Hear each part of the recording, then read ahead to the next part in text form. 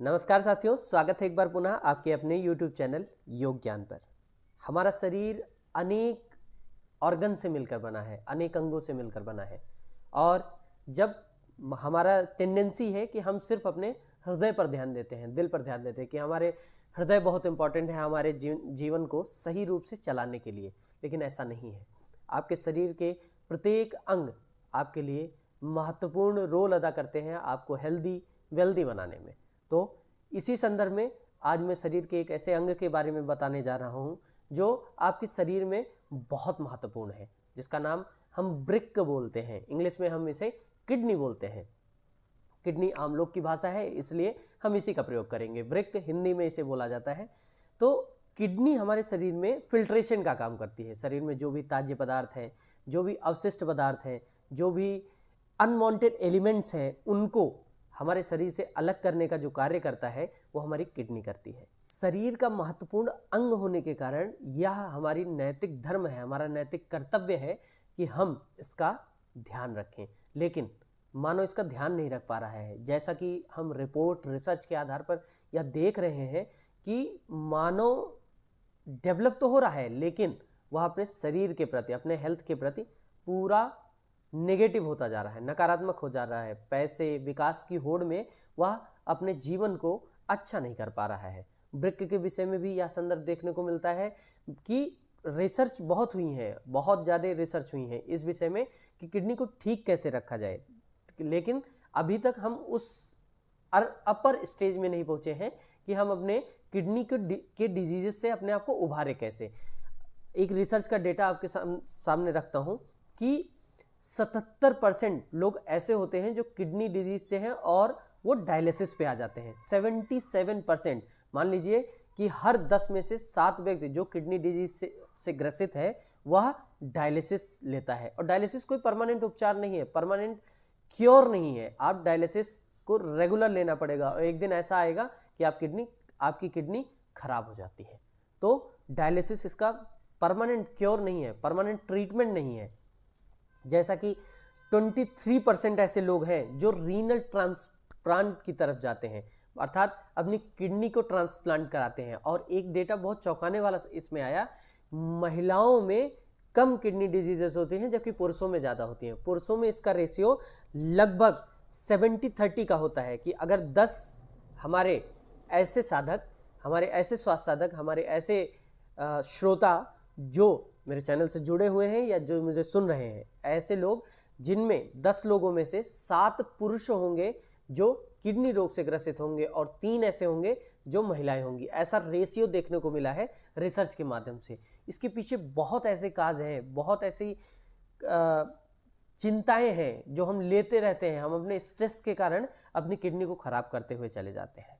Kidney के खराब होने के अनेक कारण हो सकते हैं। इसमें बाई बर्थ कुछ लोगों की किडनी खराब होती है, कुछ अपने दिनचर्या के कारण, अपनी रात्रिचर्या के कारण, अल्कोहल के कंजम्पशन के कारण, जो बहुत ज़्यादा अल्कोहल पीते हैं, पानी बहुत कम पीते हैं, जिनको रीनल प्रॉब्लम होती है, जिनको दिक्कत होती है कि वो इन्फ्लेमेशन के शिकार हो जाते हैं, ऐसे स्वास्थ्य साधकों को, ऐसे श्रोताओं को, ऐसे हमारे प्यारे मनुष्य को दिक्कत होती है किडनी संबंधित रोग की। तो किडनी को स्वस्थ रखना बहुत ज़रूरी है, क्योंकि अगर हमारे ब्लड का प्यूरिफिकेशन नहीं होगा तो बॉडी में टॉक्सिसिटी और बढ़ जाएगी और इससे हम अनेक रोगों से, जैसे ऑर्थराइटिस, यूरिक एसिड आदि प्रॉब्लमों से ग्रसित हो जाएंगे। और शरीर में जैसा कि ब्लड सर्कुलेशन पूरी बॉडी में होता है, तो शरीर के एक एक अंग में उस इन्फ्लेमेशन का, उस सब्सटेंस का, उस ताज्य पदार्थों का प्रभाव पड़ेगा। इसीलिए किडनी को स्वस्थ रखना बहुत ज़्यादा जरूरी है। जब हमारे शरीर में टॉक्सिसिटी बढ़ेगी तो इससे क्या होगा, एक रिएक्शन होगा। हमारा शरीर रिएक्शन करता रहे, रिएक्टिव है हमारा शरीर। तो इससे क्या होगा, जो हमारे प्रोटीन होगा वो टूटने लगेगा और इससे क्या होगा, नाइट्रोजन गैस निकलेगी, N2 गैस निकलेगी और इससे क्रेटिनिन बढ़ जाएगा। और क्रेटिनिन बढ़ने से क्या होता है, हमारी किडनी फेल्योर की तरफ बढ़ती है, ट्रांसप्लांट की तरफ बढ़ती है। तो क्या जरूरी है कि टॉक्सिसिटी हमारे शरीर में सबसे ज़्यादा कम हो। अब इसको टॉक्सिसिटी को कम करने के लिए हमें क्या करना होगा, हमें अपने भोजन पे ध्यान देना होगा। हम कैसा खाते हैं, बोलते हैं ना, जैसा खाए अन्न वैसा रहे मन। तो मन के साथ हमारे शरीर भी बहुत इंपॉर्टेंट है। हमारे सूक्ष्म शरीर के साथ हमारा स्थूल शरीर भी बहुत ज़्यादा जरूरी है। तो इसीलिए हमें हरा खाना खाना है, अर्थात ग्रीन वेजिटेबल्स खाने हैं। आप क्या करिए, धनिए के पत्ते को चबाइए, धनिए की चटनी को लीजिए, आप अच्छी सामग्रियों को प्रयोग कीजिए, अच्छे पदार्थों को खाइए। आप फास्ट फूड से बचिए, जंक फूड से बचिए, आप तेलीय पदार्थों से बचिए। कोशिश करिए सप्ताह में एक बार आप फास्टिंग करें। एल्कलाइन चीज़ों का प्रयोग करना शुरू करिए।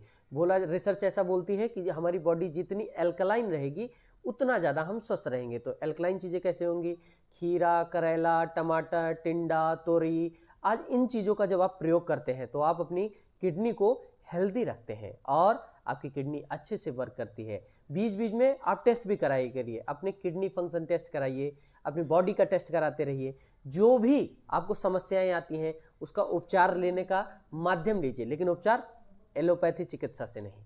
एलोपैथ आपके शरीर में कहीं ना कहीं एक रोग को सप्रेस करती है तो दूसरे को उभार के लेके आती है। इसीलिए प्राकृतिक चीज़ों, नेचर की तरफ बढ़ने का प्रयास करिए। आप नेचर के जितने करीब रहेंगे उतना ज़्यादा आपको लाभ होने वाला है, आप उतने ज़्यादा अपने आप को हेल्दी महसूस करेंगे। जैसे बोला जाता है, समदोषा समाग्नि सम धातु मलः क्रिया प्रसन्नात्मेन्द्रिय मनः स्वस्थ्यत्यवधीयते। आयुर्वेद में ऐसा बोला गया है कि मन, शरीर, इंद्रिय, आत्मा सब कुछ स्वस्थ हो तब आप स्वस्थ माने जाते हैं। इसी तरीके से किडनी को स्वस्थ रखने के लिए आपको हरी चीज़ों का प्रयोग करना पड़ेगा। हरा अर्थात आपको प्रयोग करना पड़ेगा हरी वेजिटेबल्स का। आप फल खाइए, फ्रूट्स खाइए, फास्टिंग पे रहिए, वाटर फास्टिंग कीजिए, फ्रूट फास्टिंग कीजिए, इससे आपको विशेष लाभ पड़ेगा। तेलीय पदार्थों से बचिए। अब एक्यूप्रेशर भी इसमें बहुत इंपॉर्टेंट रोल अदा करता है। आपके यहाँ मिडिल भाग में ये आपके किडनी का रिप्रेजेंटेशन पॉइंट है। यहाँ जब आप प्रेस करते हैं तो आप अपनी किडनी को मसाज करते हैं, तो इसीलिए यहाँ प्रेस करिए। रिंग लिटिल फिंगर के टॉप को जब आप प्रेस करते हैं, ये भी आपके रिप्रेजेंट करता है किसको?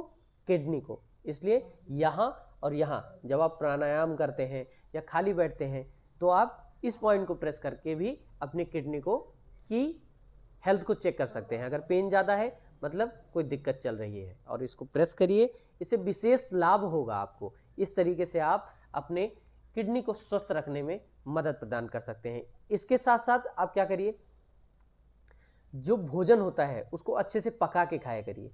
भोजन को अच्छे से पकाने का तात्पर्य यह है कि वो जो भोजन है वो आपके शरीर में जब अच्छे से जाएगा तो ब्लड का प्यूरिफिकेशन स्वतः ही होने लगेगा। आपके मुख से जो डाइजेशन शुरू होती है वहीं से आपका डाइजेशन स्टार्ट होता है, और आपके पीठ तक जाते जाते वो पूरे जो हमारे उसमें अच्छे पार्टिकल्स हैं या जो बेकार पार्टिकल्स हैं वो अपने आप में डिस्ट्रीब्यूट हो जाते हैं। बाकी शेष काम आपकी किडनी कर देती है। इस तरीके से छोटी छोटी सावधानियों को ध्यान में रखते हुए आप अपनी किडनी को पूर्ण रूप से स्वस्थ रख सकते हैं। अगली वीडियो में मैं चर्चा करूंगा कि कौन कौन से ऐसे आसन हैं जो आपकी किडनी को स्वस्थ रखेंगे। तब तक के लिए हंसते रहिए, मुस्कुराते रहिए, स्वस्थ रहिए, व्यस्त रहिए, मस्त रहिए। ओम प्रणाम, नमस्ते।